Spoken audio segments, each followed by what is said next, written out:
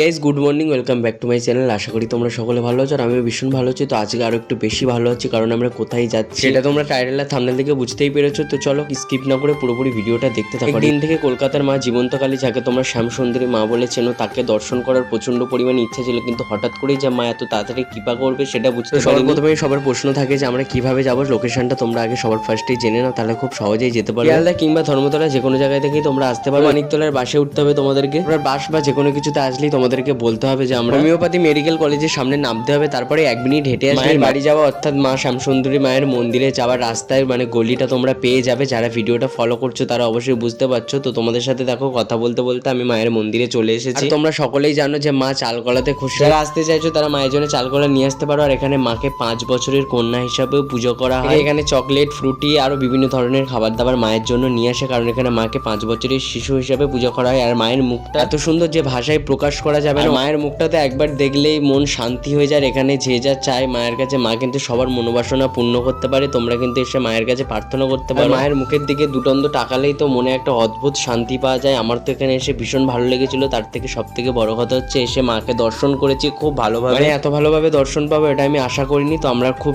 ভালোভাবেই মাকে দর্শন করেছি। মায়ের ভোগ আরতি দেখেছি। এখানে দেখো মায়ের আরতি হচ্ছে। আর কলকাতার বুকে কিন্তু এরকম অনেক সুন্দর সুন্দর মন্দির এখনো ছড়িয়ে ছিটে আছে। তার মধ্যে এক অন্যতম মন্দির হচ্ছে মা শ্যামসুন্দরী মন্দির। কিন্তু এখানে ভীষণ জাগ্রত। আর মায়ের মুখটা এত মিষ্টি, অন্যান্য কালী মাদেরকে দেখেছি কিন্তু এত মিষ্টি মায়ের মুখটা। মাকে দেখো কালী বলে মনেই হয় না, যেন একটা বাচ্চা মেয়ে দাঁড়িয়ে আছে এখানে 5 বছর। অনেক ভিডিও ইউটিউব বা ফেসবুকে দেখেছো, অনেক শর্ট দেখেছো। মায়ের কিন্তু অনেক অলৌকিক ঘটনা আছে যেগুলো আমি খুব ভালো একটা জানি না, তাই তোমাদেরকে শেয়ার করতে পারলাম না। দ্বিতীয়বার যদি মা কখনো আবার আমাকে নিয়ে যায় তার কাছে তার দর্শন দেওয়ার জন্য, তখন আমি তোমাদেরকে ভালো করে সবকিছু শেয়ার করব। বিনামূল্যে মায়ের প্রসাদ দেওয়া হয় সকলকে। তোমরা যারা যারা আসতে চাও এখানে কিন্তু অবশ্যই প্রসাদ খেয়ে যাও। আজকেকার দর্শনটা তোমাদের কেমন লেগেছে অবশ্যই কমেন্ট করে জানিও। আর মায়ের পাশেই কিন্তু আছে শিবকে দেখে না গেলে মা কিন্তু ভীষণ রাগ করে। যারা যারা আসোনি তারা জেনে নিও, যেখানে শিবকে কিন্তু অবশ্যই যাওয়ার সময় দর্শন করে নিও, নাহলে মা কিন্তু ভীষণ রেগে যায়। বাবা শিবকে দর্শন করে তারপর আমরা চলে যাচ্ছি বাড়ির দিকে রওনা হবো। আর আমার তো জীবন পুরো ধন্য হয়ে গেছে, মা শ্যামসুন্দরীর দর্শন করতে পেরেছি। এটা আমি মন্দিরে এসেও বুঝতে পারছি না যে আমি সত্যি আদৌ মন্দিরে এসেছি। বিশ্বাস করতে পারছি না। মায়ের দর্শন পাওয়ার অনেকদিন আগে ইচ্ছা জেগেছিল, কিন্তু সেটা সম্ভব হয়ে ওঠেনি। কারণ এটা জানো তো যে মায়ের ডাক যতদিন না আসবে তুমি কখনোই সেখানে পৌঁছাতে পারবে না। মন্দিরের সামনে কিন্তু অনেক দোকান আছে, তোমরা ওখানে ফুল, চকলেট বা চালকলা যা নিতে চাও সেগুলো কিন্তু পেয়ে যাবে। আমার মুখের এক্সপ্রেশন থেকে তোমরা বুঝতে পারছো যে আমি কতটা খুশি হয়েছি মার দর্শন পেয়ে। তো তারপরে আমরা চলে আসলাম একটা মন্দিরে, আর এখানে আমরা প্রসাদ পেতে এসেছিলাম। আর এখানে আমাদের প্রায় প্রসাদ খাওয়াও শেষ হয়ে গিয়েছে। তো আজকেকার ভিডিওটা কেমন লেগেছে অবশ্যই জানিও, আর কমেন্টে জয় মা শ্যামসুন্দরী লিখতে ভুলো না। নেক্সট ব্লগে দেখা হবে, টাটা।